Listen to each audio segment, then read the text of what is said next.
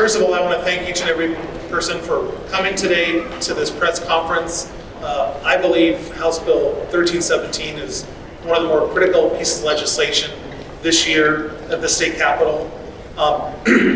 It's personal to me in a way that no other piece of legislation has been in the 13 years I've been down here, in that my wife and I have struggled with our son with high-potency concentrates for going on 4 years. And I won't get into the details, it's a long story. But I have been passing and voting for and against laws on this for years, sitting on the opioid interim committee and struggling with it at home to try to curtail and stop any way we could to get our son back on track. I voted against legalization when it first was on the ballot many years ago because I didn't want the state of Colorado to be a guinea pig, if you will. But I believe with 1317 we will take a leadership role in the country and show the path forward for other states that might be dealing with this in the future. The problem with this psychosis, as we've experienced, is our son is rejecting medical help because he just is not sure about anything. In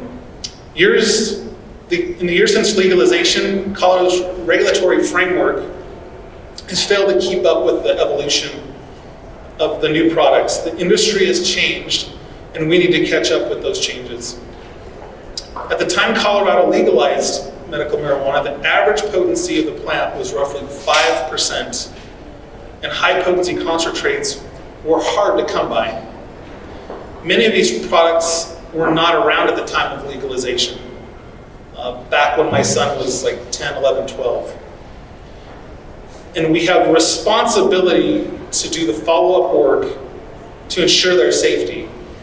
The research and the data collected from this bill will help us do that.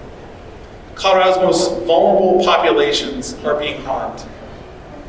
High school students report their usual method of using is dabbing concentrates at the rate of 3 times higher than adults.